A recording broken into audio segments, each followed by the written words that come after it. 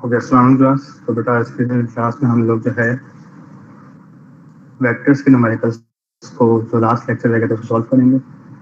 Last class में बेटा मैंने आपको टाइप 1 और टाइप 2 करा दी थी और आज हम ये टाइप 3 के न्यूमेरिकल करेंगे और टाइप 3 के न्यूमेरिकल के ही चांसेस इस दफ़ा ज़्यादा हैं। ओके, मेरी आवाज़ सबको क्लियर आ रही है? जी आयशा? जी सर। ओके बेटा, तो बेटा मैंने आपको बताया डॉट प्रोडक्ट की 3 कैटेगरीज होती हैं। कैटेगरी 1, कैटेगरी 2, यानी यहाँ पे एंगल वाली फॉर्म होती है। इसका न्यूमेरिकल मैं आपको करा चुका हूँ। ये वाला न्यूमेरिकल मैंने आपको करा दिया था इसमें।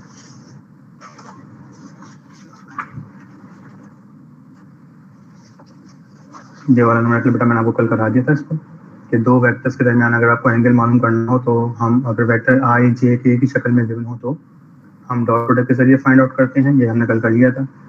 इसके बाद जो सेकंड था प्रोजेक्शन फॉर्म, कभी कभार ये सवाल भी पूछ लेते हैं लेकिन ये कम आता है, बहुत कम, लेकिन फिर भी काफ़ी सालों से नहीं आया है तो रिस्क है, आ सकता है इस पर भी। Projection of A dot B को हम कैसे ओपन करते हैं कि पहले वेक्टर का मैग्नीट्यूड आता है फिर दूसरे वेक्टर का प्रोजेक्शन आता है सेकंड वेक्टर पर, बी ऑन ए। तो projection of B on A ये भी मैंने आपको कर सकता वाला न्यूमेरिकल, इसमें projection on A on B हमने फाइंड आउट किया। ठीक है, और ये बात याद है कि आप बी डॉट ए निकालें या ए डॉट बी निकालें, दोनों का आंसर सेम आता है। अब आज हम इसकी बेटा करेंगे थर्ड टाइप। थर्ड टाइप जो है ये ज़रा ज़्यादा इंपॉर्टेंट है, इसके सवालात अक्सर आते हैं और जहाँ तक मैं देखता हूँ सारे जगहों पे पेपर्स में थर्ड टाइप ही आ रही है। ठीक है, तो आज हम इसकी बेटा थर्ड टाइप स्टार्ट करेंगे।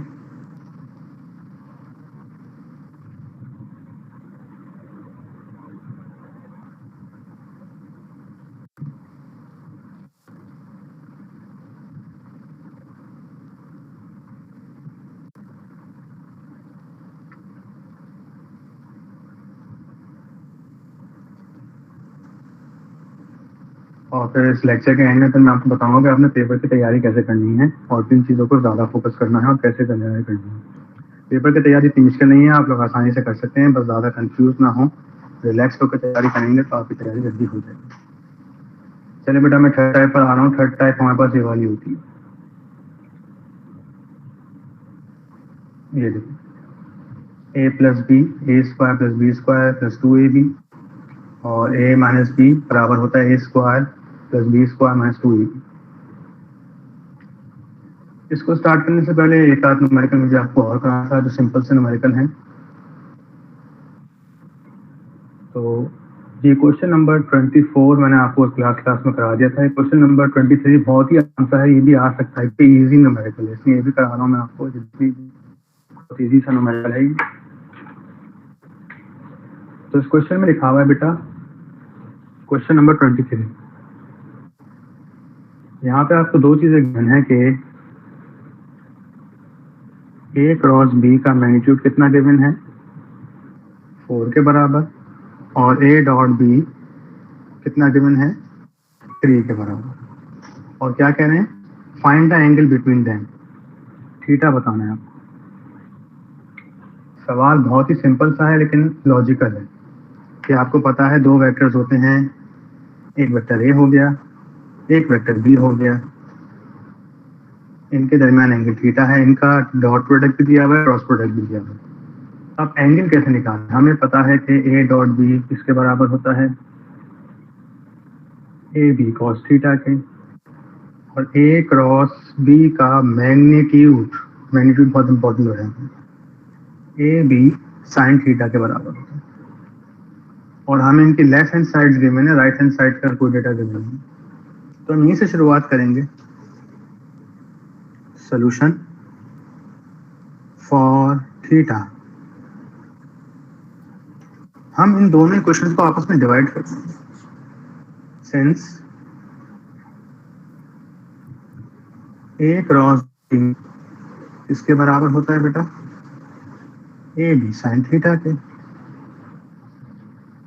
एंड ए डॉट बी किसके बराबर होता है by definition A B cos theta के। इसको इक्वेशन नंबर 1 कह दिया आपने, इसको इक्वेशन नंबर 2 कह दिया, और फिर इक्वेशन 1 डिवाइडेड बाय इक्वेशन 2 कर दिया आपने। ठीक है जी।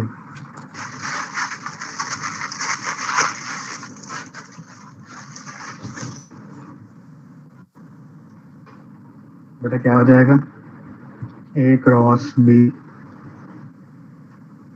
Divide is equal to divide A B sine theta, left hand side से डिवाइड हो जाएगी, राइट हैंड साइड से ए बी कॉस थीटा। अब ये वाली जगह किसके बराबर है 4 अपॉन, और ये किसके बराबर है ए डॉट बी 3 के बराबर है। ए बी से ए बी डिवाइड हो गए, sine theta upon cos theta आ गया। साइन थीटा कॉस थीटा कितना आ जाता है टेंजेंट थीटा 4 अपॉन 3, तो थीटा क्या हो जाएगा टेंजेंट इनवर्स 4 अपॉन 3, और इसका आंसर आ जाएगा 53.1। तो एक आसान सा न्यूमेरिकल था, मैंने आपको बता दिया बेटा। ये भी आप इतना परेशान नहीं हो, कभी कभार न्यूमेरिकल आसान भी आ जाते हैं। ठीक है, यहाँ तक कोई प्रॉब्लम किसी को? आशा? No sir.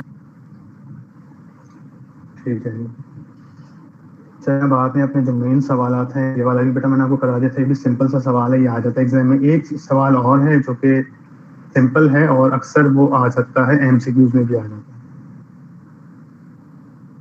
तो वो सवाल है हमारे पास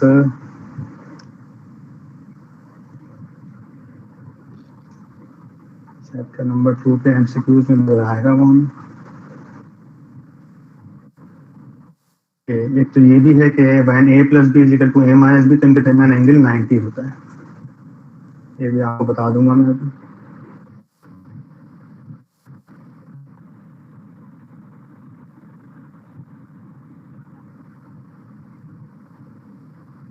और डॉट प्रोडक्ट के जो ये वाले एमसीक्यूज है बेटा, के डॉट जे क्रॉस आई, इनकी जरा प्रैक्टिस कर लीजिए।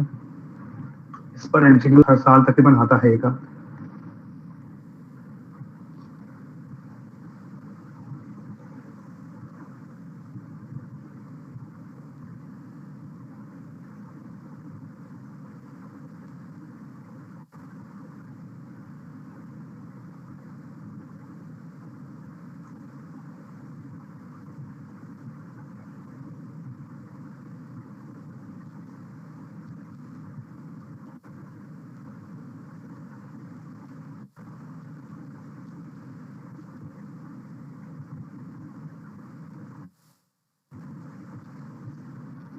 हाँ जी sir,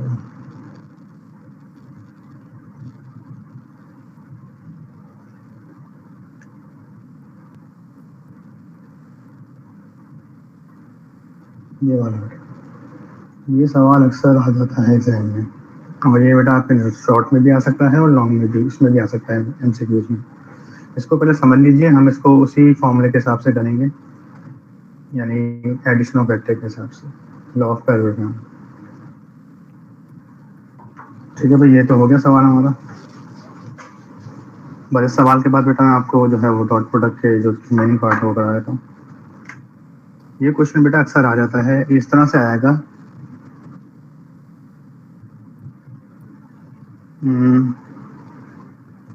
eight which condition, condition का मतलब है एंगल होगा,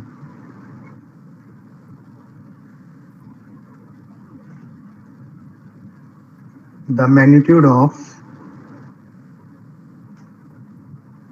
two vectors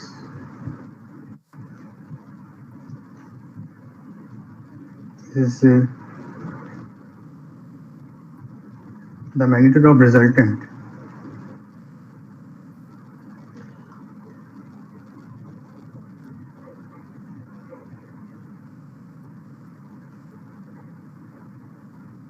two equal vectors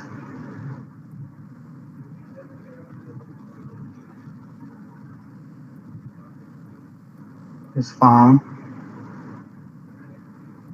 equal to either vector.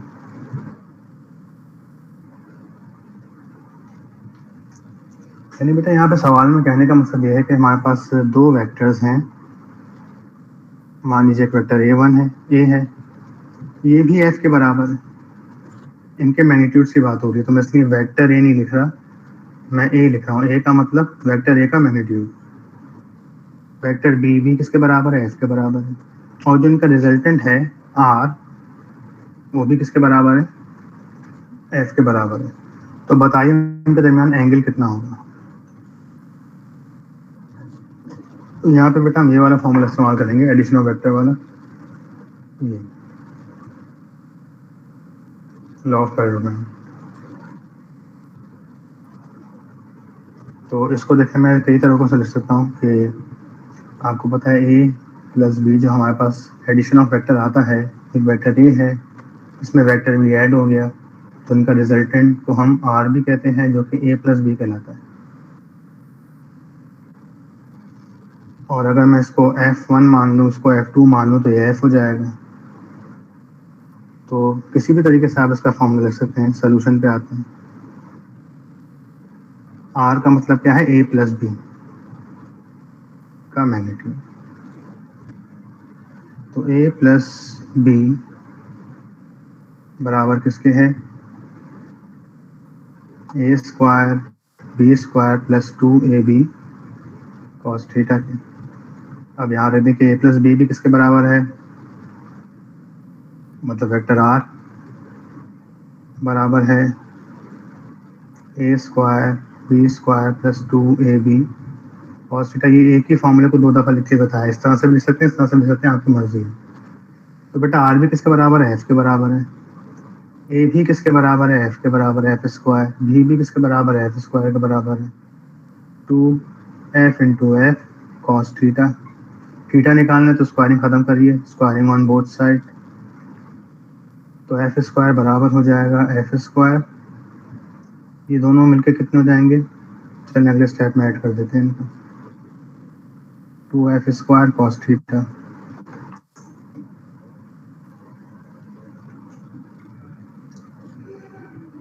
अच्छा जी, एफ स्क्वायर और ये कितना हो गया, 2f square plus 2f square cos theta. ये एफ स्क्वायर जब यहाँ आ जाएगा तो कितना आ जाएगा, F square minus 2f square is equal to 2f square cos theta. 1 में से -2 गए तो माइनस एफ स्क्वायर बचा, 2f square cos theta. F square से एफ स्क्वायर कैंसिल हो गया, अगर डिवाइड कर दे तो डिवाइड भी हो जाएगा। चलिए अगले स्टेप में कर देते हैं, वरना कंफ्यूज होंगे आप लोग। अब हमें थीटा चाहिए तो 2f स्क्वायर यहाँ डिवाइड में आ जाएगा, तो क्या हो जाएगा, माइनस का F square divide by 2f square, ये खत्म हो गया, कॉस थीटा। तो थीटा कितना आ जाएगा, कॉस इनवर्स -1/2, बच्चे यहाँ माइनस नहीं लगाते, उसका आंसर कहाँ से कहाँ पहुँच जाता है, तो थीटा आ जाएगा 120 डिग्री। अब ये सवाल इस लैंग्वेज में भी आ सकता है, ये सवाल इस लैंग्वेज में भी आ सकता है, the magnitude of the resultant of two equal vectors F and F is F. दो वेक्टर्स हैं जो कि आपस में बराबर हैं, उनका रिजल्टेंट भी इत्तेफाक से उन्हीं में से एक वेक्टर के बराबर है, तो उनके दरमियान एंगल कितना होता है, 120 डिग्री। इसकी डायग्राम देख लीजिए, बड़ी अजीब सी डायग्राम होती है इसकी। डायग्राम इसकी मैं यहाँ बनाया था, सवाल को वीडियो स्टॉप करके देख लीजिएगा आप लोग, सवाल में रब कर लो। तो बेटा ये हमारे पास वेक्टर ए है और ये मान लीजिए वेक्टर बी आ गया, ठीक है। तो इनको हम जब पैरेललोग्राम की फॉर्म में बनाते हैं as a free vector move करके, तो वेक्टर ए इधर भी आ गया और वेक्टर बी इधर भी आ गया, तो इनका रिजल्टेंट वेक्टर जो आएगा वो कितने एंगल पर आएगा, वो तकरीबन 120 डिग्री पर आएगा। कितने एंगल पर आएगा, 120 डिग्री, इस तरह से आ जाएगा इनका रिजल्टेंट। तो नई डायग्राम सही नहीं बननी। तो इन दोनों वेक्टर्स के दरमियान कितना एंगल आ रहा है 120, तो वेक्टर ए इधर है तो वेक्टर बी यहाँ आ रहा होगा,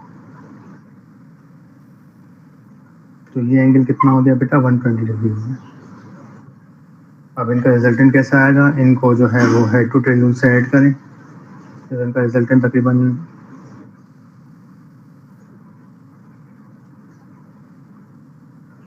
यहाँ आ जाएगा।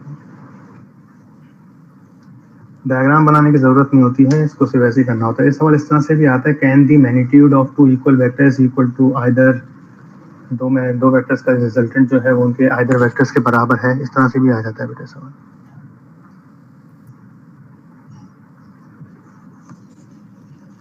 क्लियर है यहाँ तक? अब एग्जाम में सवाल वैल्यूज की फॉर्म में भी आ सकता है कि आपको कह दिया कि दो वेक्टर्स ये भी 5 न्यूटन है, ये भी 5 है और ये भी 5 है, तो भी उनका एंगल 120 डिग्री ही आएगा। ठीक है, यहाँ तक कोई प्रॉब्लम, क्लियरिटी है? जी सर। और आगे भी यहाँ क्लास में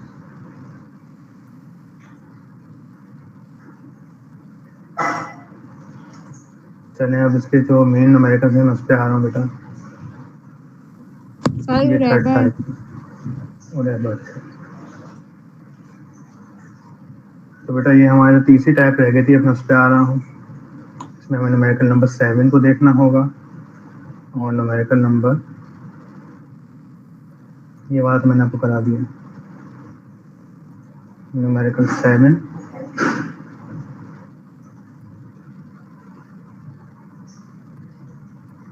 और न्यूमेरिकल नंबर 10। ये 10 भी बहुत इंपॉर्टेंट है, ये आ सकता है। अच्छा जी, तो बेटा पहले तो जरा इस चीज को देख लीजिए कि ये वाला फॉर्मूला अप्लाई कब होते हैं।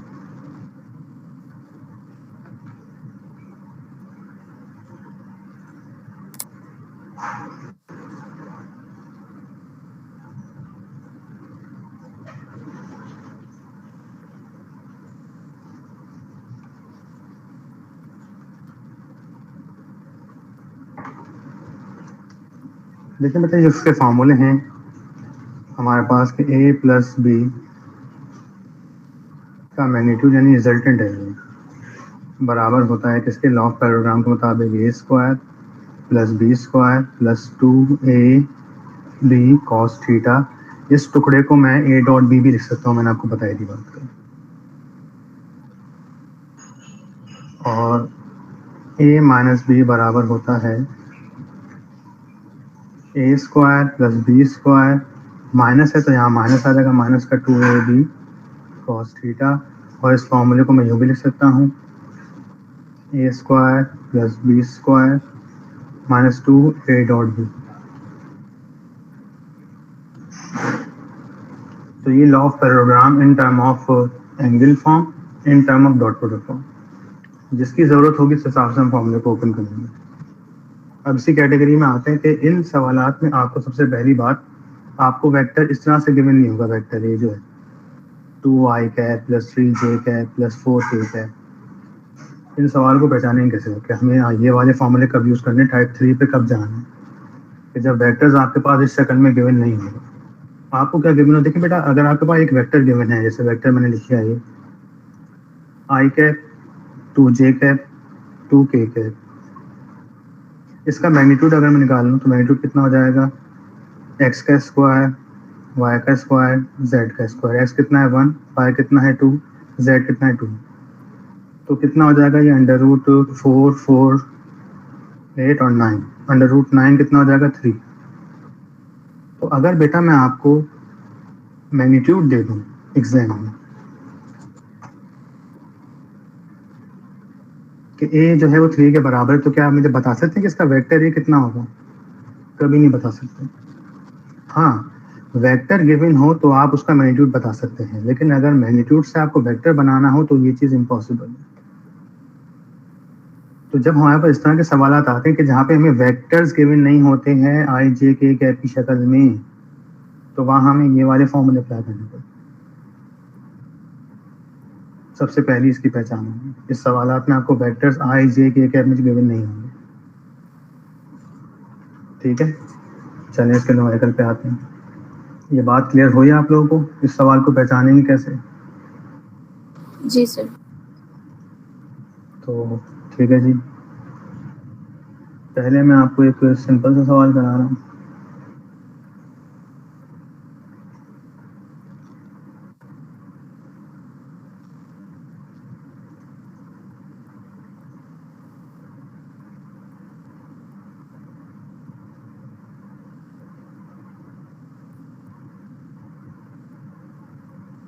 बेटा मैं पहले आपको क्वेश्चन नंबर को करा रहा हूँ। क्वेश्चन नंबर ये 2019 में आया था, ठीक है, 11। तो यहाँ देखिए दो वेक्टर्स हैं ए और बी और उनके मैग्नीट्यूड्स गिवन है। वेक्टर ए और बी आपको आई जे के कैप की शक्ल में गिवन नहीं। क्वेश्चन नंबर 11 की हम बात कर रहे हैं। तो बेटा ए कितना है 4 के बराबर है, बी कितना है 6 के बराबर है और इनका डॉट प्रोडक्ट कितना है 13.5। फिर कह रहे हैं find the magnitude of the difference and angle between that. Difference का मतलब क्या होता है? ए माइनस बी पूछा जा रहा है। हमने क्या पूछा है आपसे? ए माइनस बी। चलिए जल्दी से करते हैं सवाल को।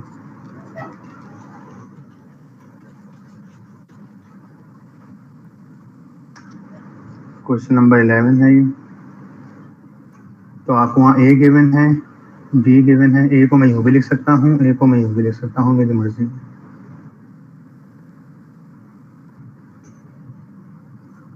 ए कितना है 4 और बी कितना है 6। फिर कह रहे हैं कि इनका डॉट प्रोडक्ट कितना गिवन है आपको? ए डॉट बी गिवन है 13.5 और आपने क्या बताया? डिफरेंस बताना और एंगल बताना है। आपने बेटा ए माइनस बी बताना है। डिफरेंस का मतलब इन दोनों के डिफरेंस का मैग्नीट्यूड और एंगल भी बताना है। सोल्यूशन पे आते हैं। तो बेटा आपके पास ए माइनस बी का फॉर्मूला क्या होता है कि ए माइनस बी बराबर होता है A square plus B square minus 2 A B cos theta. लेकिन एंगल नहीं पता मुझे यहाँ पर, तो मैं यहाँ पर कौन सी फॉर्म लगाऊंगा? और डॉट प्रोडक्ट पता है इनका, तो मैं यहाँ ए बी का डॉट प्रोडक्ट लगा दूँ, ए डॉट बी। अब ये फर्क रखिएगा कि बेटा यहाँ मैग्नीट्यूड्स हैं तो वेक्टर के साइन नहीं आए और यहाँ वेक्टर के साइन आए तो डॉट प्रोडक्ट हो रहा है। वैल्यूज रख दीजिए यहाँ पर।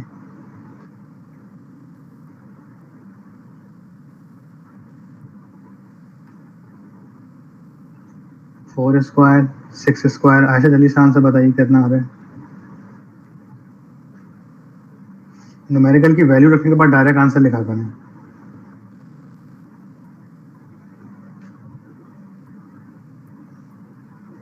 यूनिट्स। जी ऐसा कितना आंसर आ रहा है? सर एक मिनट।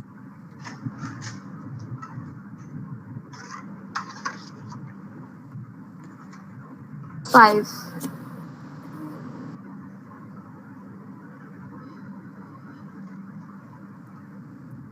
सर 5 आ रहा है। 5। ओके,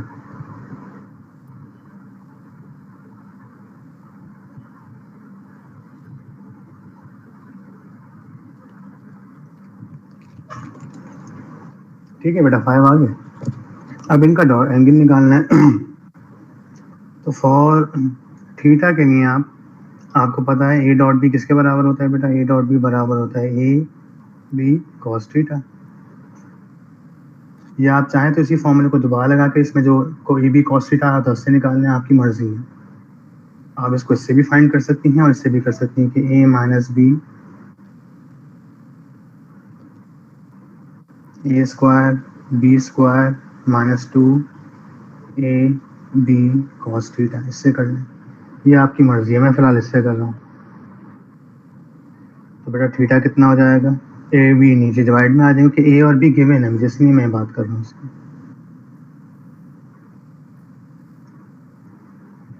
कॉस थीटा, थीटा हो जाएगा कॉस इनवर्स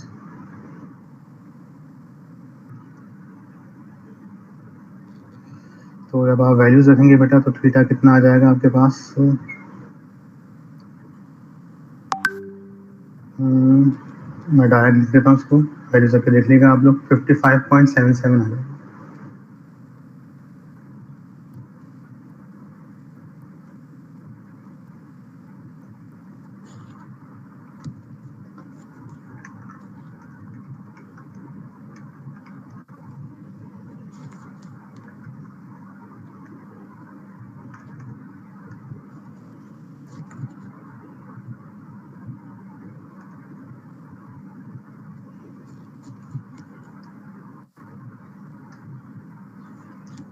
ठीक है, इसको चेक कर लीजिएगा। 55 पॉइंट समथिंग कुछ इसका एंगल आ जाएगा, या अगर कोई बोलती हो तो उसको करेक्ट कर लीजिएगा अपने तौर पर।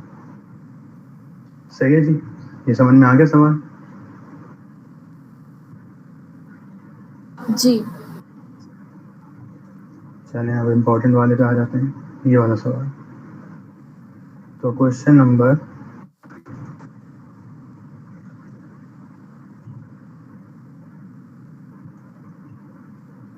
ये है क्वेश्चन नंबर हमारे पास 10। Two vectors A and B such that A 3 के बराबर है, बी 2 के बराबर है, और उनका ए माइनस बी गिवन है। ए माइनस बी बेटा कितना है? 4 के बराबर है। फाइंड करें इनका डॉट प्रोडक्ट और ए प्लस बी। सवाल समझ में आ गया? तो क्वेश्चन नंबर 10 हमारे पास क्या है? ए कितना है बेटा इसका? 3, सर 3। और बी कितना है? 2। 2। डॉट प्रोडक्ट भी मालूम करना है, और इनका सब्ट्रैक्शन दिया हुआ है। सब्ट्रैक्शन कितना है? 4 के बराबर है, और ए प्लस बी भी मालूम करना है। ठीक है बेटा?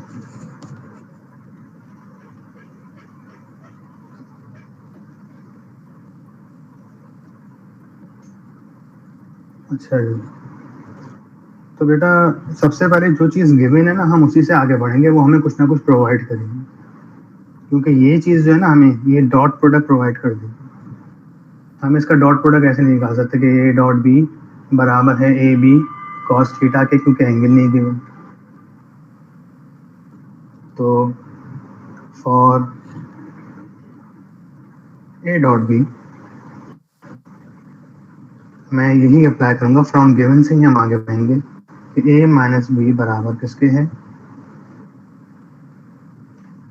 ए square plus B square minus, क्योंकि यहाँ माइनस है तो यहाँ भी माइनस आएगा, यहाँ प्लस होता है तो यहाँ प्लस आता है। ये गलती नहीं करेगा एग्जाम में। 2। अब आशा मुझे बताइए कि बेटा मैं यहाँ ए बी कॉस थीटा लगाऊं या ए डॉट बी लगाऊं? A dot B.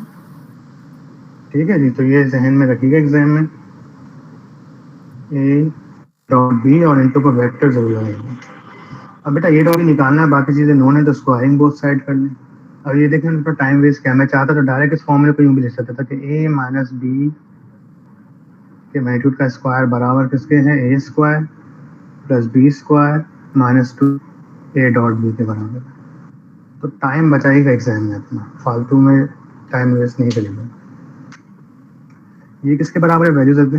ये बराबर है 4 के। 4 का स्क्वायर, ये भूल जाएंगे आप, स्क्वायर करना भूलेंगे आप। ए कितना है? 3 का स्क्वायर। बी कितना है? 2 का 2 का square square. Minus 2 A dot B. तो ये हो गया 16, ये कितना हो गया? 9, ये हो गया 4 माइनस 2 ए डॉट बी। इन चीज़ों को वहाँ भेज दीजिए। 16 minus minus 4 is equal to minus 2 A dot B. कितना हो गया? 9, 10, 11, 12, 13, 13 गए तो कितना बचा? 3।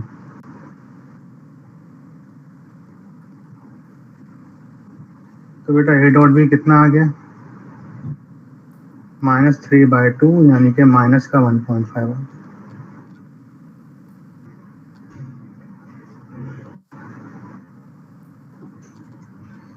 कोई प्रॉब्लम किसी को यहाँ पे? No sir.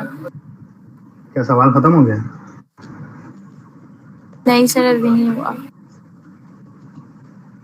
तो क्या अब आप ए प्लस बी मालूम कर सकते हैं? जी सर, इसी तरीके से होगा। A square B square plus 2 A dot B. तो ये कितना है बेटा 3 का स्क्वायर 2 का स्क्वायर और ये कितना हो जाएगा जब मैं 2 से मल्टीप्लाई करूंगा ए डॉट बी को तो ये हो जाएगा माइनस तो आएगा साइन यहाँ पे इसकी वजह से -3 हो जाएगा। तो हमारे पास ए प्लस बी कितना आ जाएगा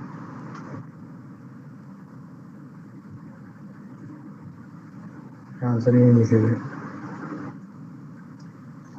9 4 9 में 4 ऐड हुआ तो 9 10 11 12 13 में से 3 गए तो √10 आ जाएगा यूनिट्स। ठीक है बेटा।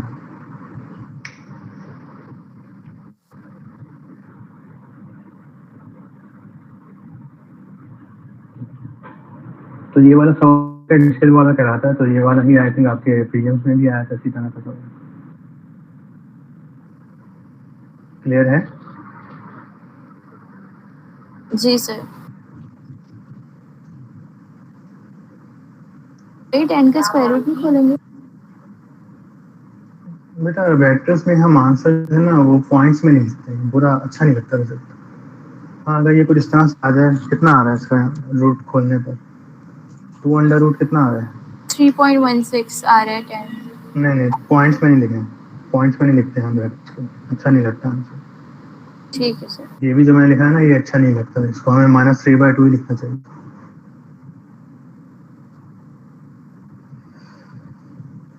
वेक्टर्स में हमेशा अवॉइड करा करें कि चीज़ों को जैसे रूट भी आ रहा हो तो उसमें आप रूट के तौर में आंसर शो कर दें। और हाँ इस तरह से अगर आ रहा हो जैसे आ रहा है 2 अंडर रूट 3 तो यूँ लिख दें लेकिन 10 का कुछ बन गया ना 10 का अगर मैं एलसीएम लूँ 2 5 ज़ा 10 5 1 ज़ा 5 तो पॉसिबिलिटी नहीं बन रही पॉइंट्स नहीं आ रहे। ठीक है भाई क्लियर है यहाँ तक? जी सर। यस। अब ये वाला सवाल है ये नहीं करें ये बहुत ही फजूल का सवाल है तुम इनका ए प्लस बी निकालना है तो वेक्टर्स आपस में ऐड कैसे होते हैं कि आई कैप आई कैप में ऐड हो जाता है जे कैप में के कैप में ऐड हो जाता है तो ये डायरेक्ट ऐड हो जाएंगे क्योंकि आपको यहाँ पे वेक्टर्स आई जे के कैप की शक्ल में गिवन है।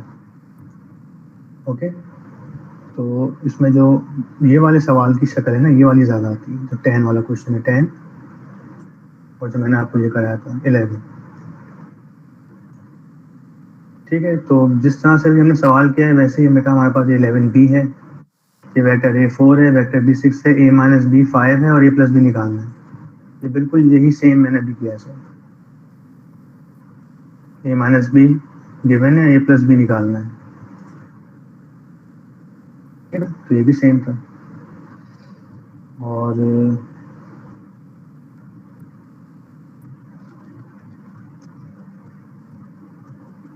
आई थिंक ये वाला भी हो जाएगा आप लोगों से ए बी गिवन है a - b ये तो अभी किया है हमने a डॉट b और a प्लस b निकालना है।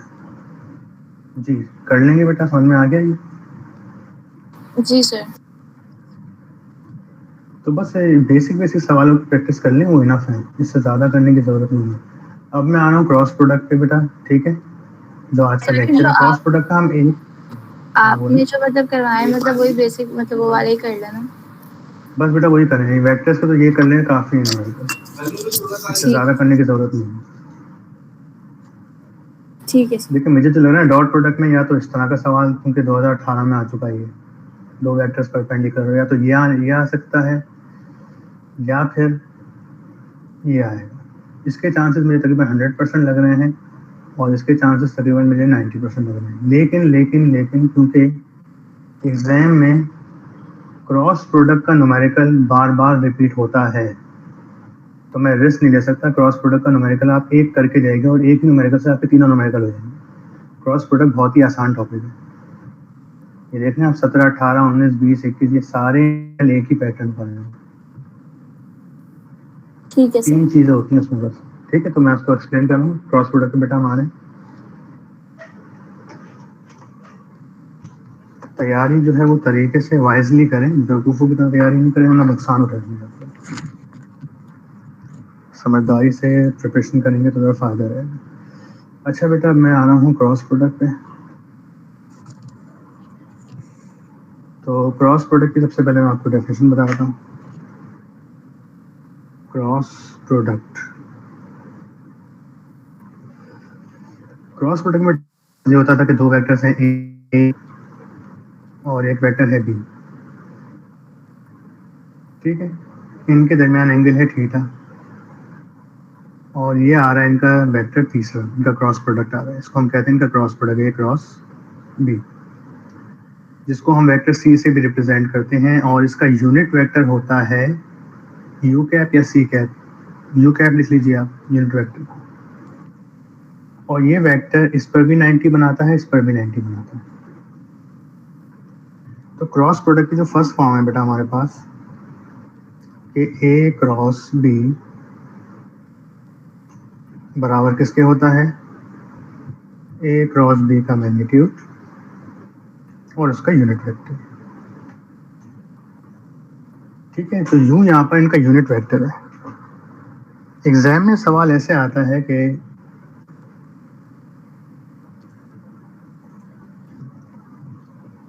ठीक है जी, और यहाँ पर इसको मैं यूं भी लिख सकता हूँ कि ए क्रॉस बी बराबर है A B sine theta U cap.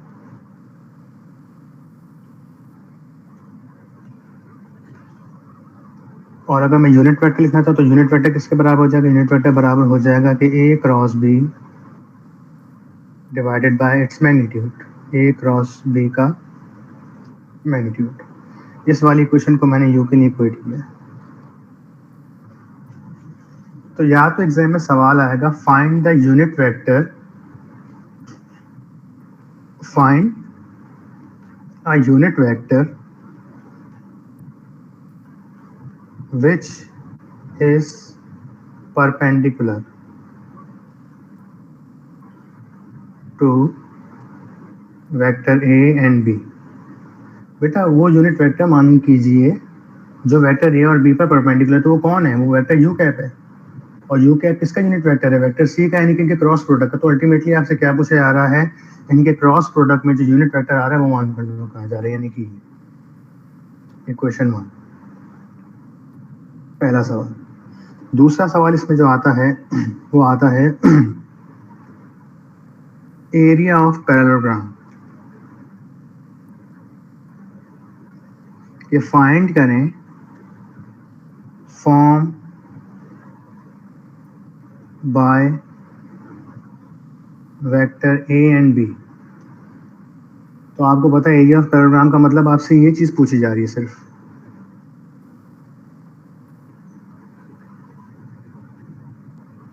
A B sine theta.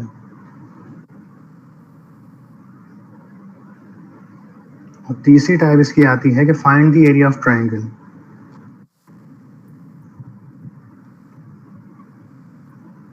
Form by vector A and vector B. तो बेटा इसमें भी क्या होगा, जब आप एरिया ऑफ ट्रायंगल निकालेंगे तो अल्टीमेटली आप क्या कर रहे होंगे, आप ए क्रॉस बी के जो मैग्नीट्यूड आएगा उसको 2 से डिवाइड कर देंगे, तो उसी को हम क्या कहते हैं, एरिया ऑफ ट्रायंगल कहते हैं। तो ये 3 टाइप्स होती हैं इसमें, क्वेश्चन 1, क्वेश्चन नंबर 2 और क्वेश्चन नंबर 3। और इस हर क्वेश्चन में आपको ए क्रॉस बी का मैग्नीट्यूड से गुजरना पड़ता है, यानी कि आपके एक ही सवाल में तीनों सवाल सॉल्व हो जाएंगे। ये बात समझ में आई आप लोगों को? या तो सवाल ये आएगा कि एक यूनिट वेक्टर निकालिए जो वेक्टर ए और बी पर परपेंडिकुलर है, तो वेक्टर सी की बात हो रही है। तो वेक्टर सी जो होता है वो क्रॉस प्रोडक्ट होता है वेक्टर ए और बी के दरमियान। यूनिट वेक्टर निकालें जो कि 2021 में आ चुका है, लेकिन ये रिपीट भी हो सकता है, इसको आप छोड़ नहीं सकते। ये 2021 में आ चुका है सवाल, ये वाला। इसी सवाल को वो जो भी पूछ सकते हैं कि find the of parallelogram form by vector A and B. A और बी यानी कि इनका ए क्रॉस बी का मैग्नीट्यूड निकालना। तीसरा क्या पूछ सकते हैं, find the area of triangle form by A cross B divide by 2 निकालना। ये बात समझ में आ गई आप लोगों को बेटा? इसमें कोई प्रॉब्लम? No sir.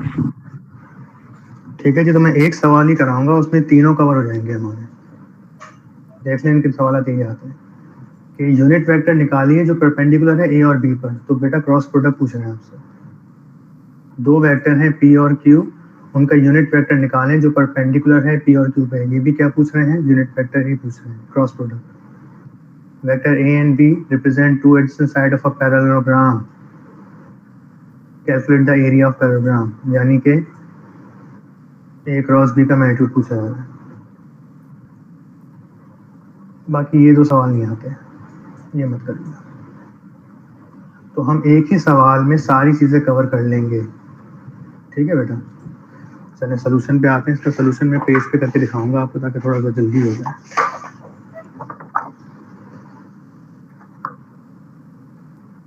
ठीक है, कौन सा जी सवाल सर। करें? अब आप लोग बताएं, क्वेश्चन नंबर 17 कराऊं, 18 कराऊं या 19 कराऊं? इंपॉर्टेंट में देखते हैं, इंपॉर्टेंट में कौन सा दिया है मैंने। एक ही सवाल दिया हुआ था। अब इस एक ही सवाल में पी और क्यू में मैंने यूनिट वेक्टर भी पूछा है, एरिया ऑफ ट्राइंगल भी पूछा है और एरिया ऑफ पैरेललोग्राम भी पूछा है। सब चीजें पूछनी है मैंने। फिर से ये वाला करवा देना। ठीक है बेटा, ये वाला करा रहा हूँ। तो ए क्रॉस बी की जगह मैं पी क्रॉस बी कराऊंगा, पी क्रॉस क्यू।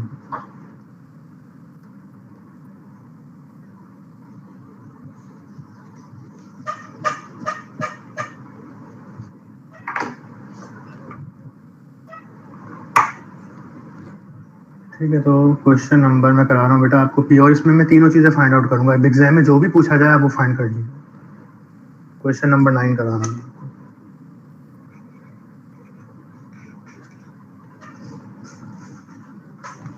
तो क्वेश्चन नंबर 9 में पी हमारे पास कितना है? 2i 2 माइनस 2j,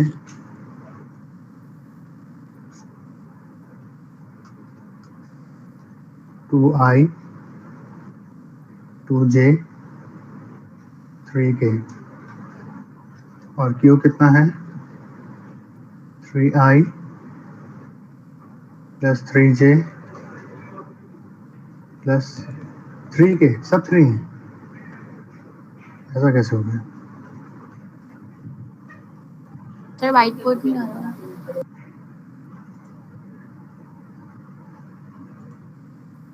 ऐसा कैसे हो गया भाई? सारे वेक्टर 3 कैसे हो गए? 3i 3j 3k। वाह। अब देखें, वेक्टर को अगर हम इस तरह लिखते हैं ना, ये देखें पॉइंट्स में, अच्छा नहीं लगता तरीका लिखने का। लिख दिया वो एक अलग बात है, लेकिन लिखना नहीं चाहिए। वेक्टर हमेशा इस तरह से लिखा जाता है। रिफ्लेक्शन में आ रहा हूँ।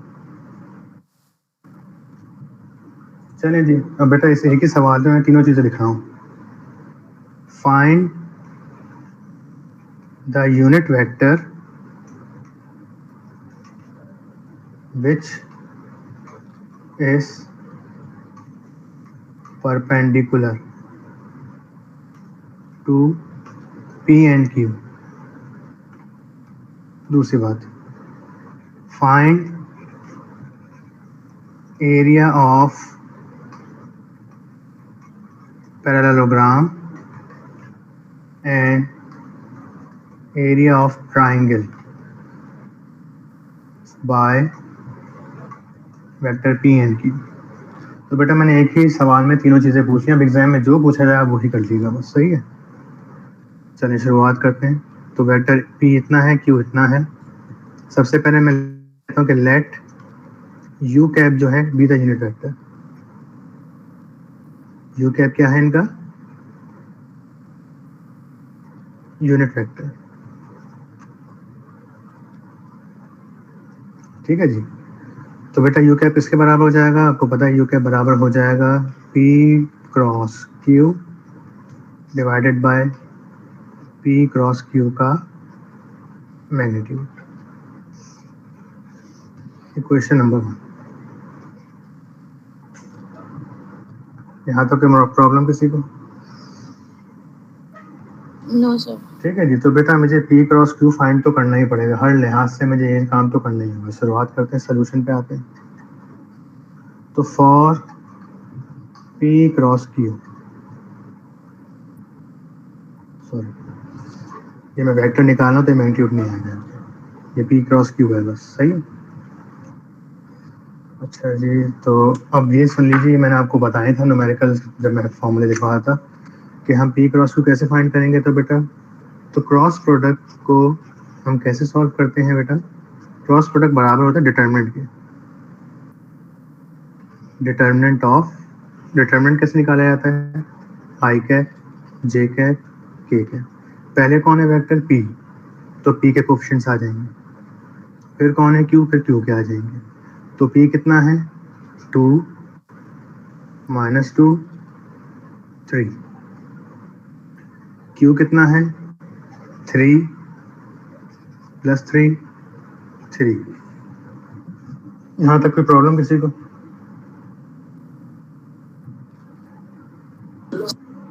जी सर। ठीक है। अच्छा जी, अभी तक इसको ये डिटर्मिनेंट कहलाता है, डिटर्मिनेंट के जरिए हम मालूम करते हैं।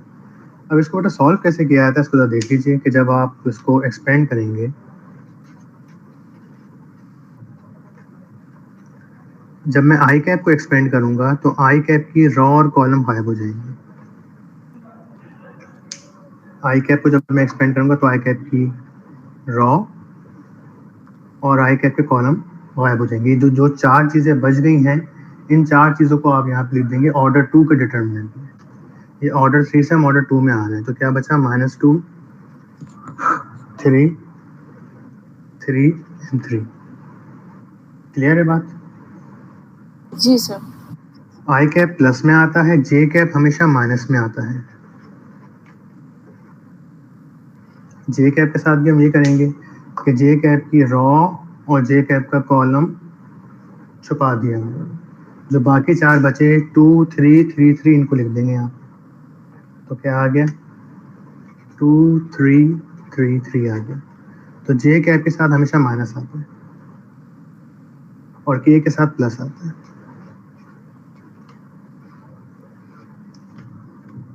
तो के कैप को भी बेटा ऐसे करेंगे, के कैप का कॉलम और के कैप की रॉ आपने हाइड कर दी, क्या बचा 2 -2 और 3 3, वो लिख दीजिए 2 -2 3 3। इधर तक कोई प्रॉब्लम किसी को?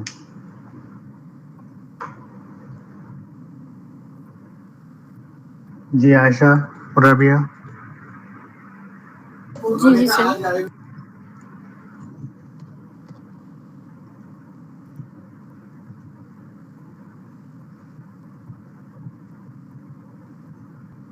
सब आयशा ही अच्छी थी। जी सर, वो नमाज पढ़ने। अच्छा अच्छा, कोई बात। अब बेटा हम इसको कैसे मल्टीप्लाई करते हैं इसको याद रखिएगा कि पहले ये वाली साइड से मल्टीप्लाई होती है और फिर ये वाली साइड से मल्टीप्लाई होती है माइनस साइन के साथ। पहले राइट डायगोनल फिर लेफ्ट डायगोनल। तो आई कैप -2 × 3, फिर माइनस साइन से 3 × 3 हो जाएगा, सही। फिर आया माइनस जे कैप के साथ भी यही होगा कि पहले ये वाली साइड मल्टीप्लाई करें 2 × 3, फिर ये वाली साइड इससे करें लेकिन नेगेटिव साइन के साथ 3 × 3। फिर के कैप की बारी आ जाएगी, तो के कैप कितना हो गया 3 × 2, पहले ये मल्टीप्लाई हुआ, फिर माइनस साइन के साथ 3 × -2। तो आई कैप कितना आ रहा है बेटा, डायरेक्ट बताएंगे मुझे? चलिए मैं कर लेता हूँ सॉल्व। आई कैप कितना आ रहा है 3 2 6 माइनस का 6 और 3 3 9 माइनस का 9 आ गया। ये कितना आ रहा है 3 2 6 माइनस का 9 आ गया। जे कैप में कितना आ रहा है 3 2 6 प्लस और 3 2 6 माइनस का फिर प्लस का 6 हो गया। तो बेटा ये कितना बचा यहाँ पर माइनस का 9 और ये -15 आ गया आई कैप। और ये कितना हुआ में से 3 गए 6 गए तो -3 × 3 तो प्लस का 3j कैप आ गया, 6 6 12 हो गया, प्लस 12 k कैप आ गया। तो ये मेरे पास आ गया p क्रॉस q।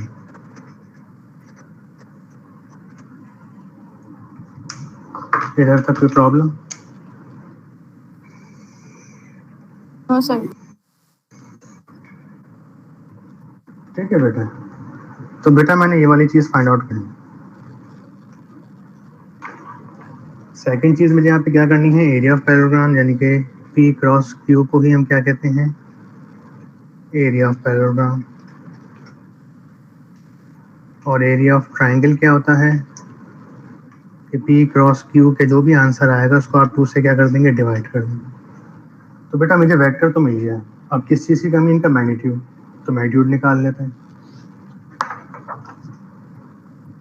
तो for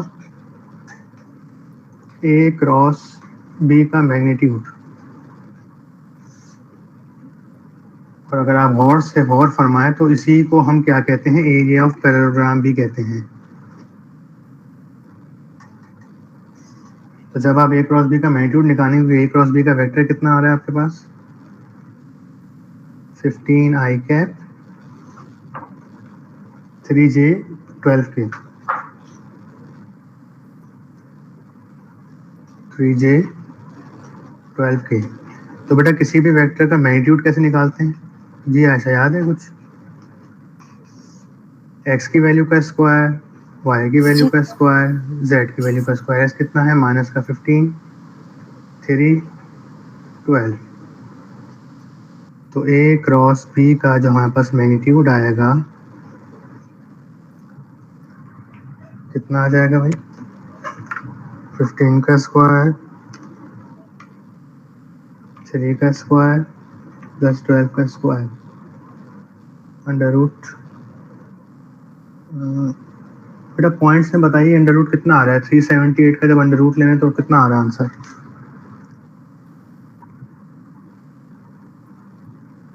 sir 19.44।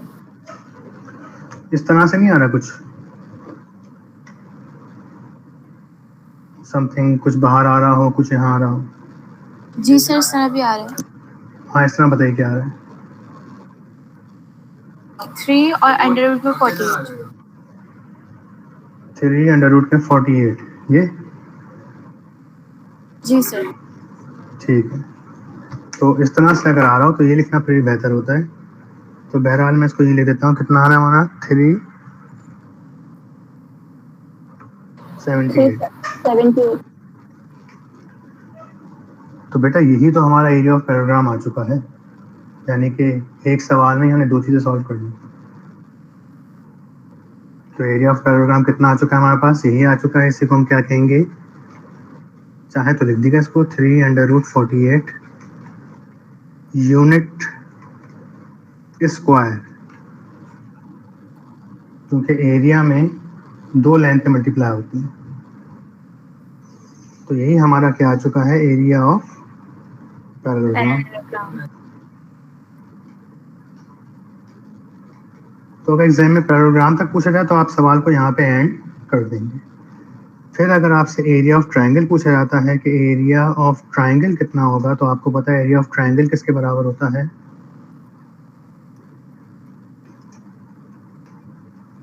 Area of parallelogram को डिवाइड कर दे 2 से।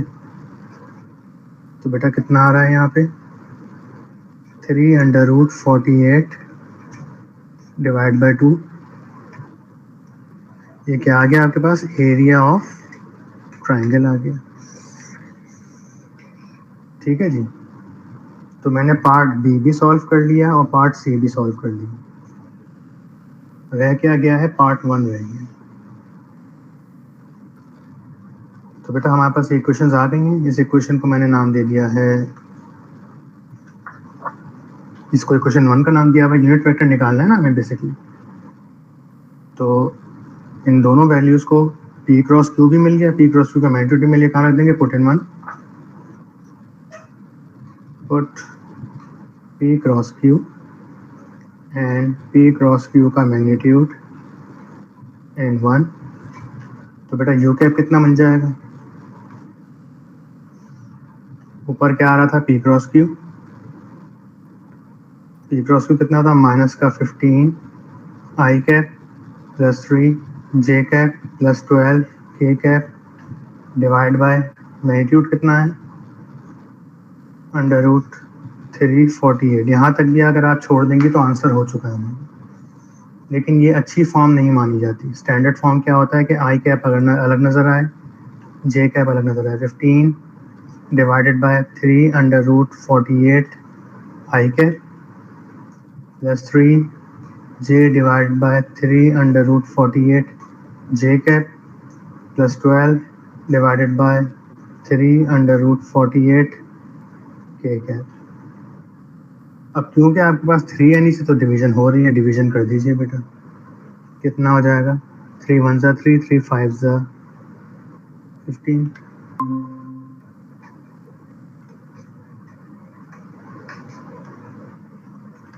जे कैप डिवाइडेड बाय 48, 3 से 3 कट जाएगा, 3 4 ज़ा 12, 4 के डिवाइडेड बाय 48। अगर टाइम हो तो यहाँ तक करेगा काम। ये हमारा पार्ट ए भी सॉल्व हो गया।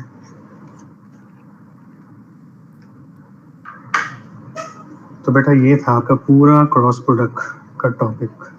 एक ही न्यूमेरिकल में हमने तीनों चीज़ें सॉल्व कर ली। आसान है ना? जी सर, ये इजी था, मतलब इतना मुश्किल नहीं था। तो बस ये एक न्यूमेरिकल की आपको प्रैक्टिस करनी है और आपके 3 टॉपिक कवर हो जाएंगे। ठीक है सर। ठीक है बेटा, तो यहाँ पे मैं इसकी न्यूमेरिकल्स की क्लास को जो है वो ख़त्म कर रहा हूँ। हमने तकरीबन सारे इसके न्यूमेरिकल देखे, ये वाला भी हमने फाइंड आउट कर लिया है। अब यहाँ मैंने इनको पॉइंट्स में लिख दिया है, तो कोई मसले की बात नहीं है, लेकिन पॉइंट्स में नहीं लिखिएगा, अच्छा निकल जाता है। Square unit, area of parallelogram, square unit. तो बेटा कुछ नहीं पता, ये एरिया ऑफ पैराग्राम भी पूछ सकते हैं आपसे, या एरिया ऑफ ट्रायंगल। तो इन्हीं सवालात की बस आप प्रैक्टिस कर लीजिएगा, बहुत है, इससे ज़्यादा करने की ज़रूरत नहीं है इसमें।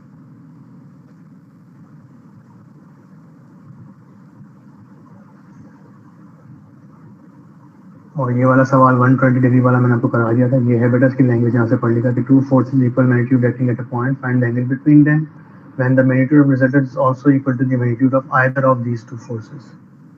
अगर 2 फोर्सेस बराबर हैं, उनका रिजल्टेंट भी किसी फोर्स के बराबर है, तो उनमें एंगल 120 डिग्री होगा। ठीक क्लास, ऑल द बेस्ट। अब मैं नेक्स्ट क्लास में आपको बताऊंगा कि पेपर में आपने किन चीज़ों को कैसे सॉल्व करना है, क्या करना है, प्रेजेंटेशन कैसी है, इस सवाल से हम बात करेंगे। थैंक यू, अल्लाह हाफ़िज़।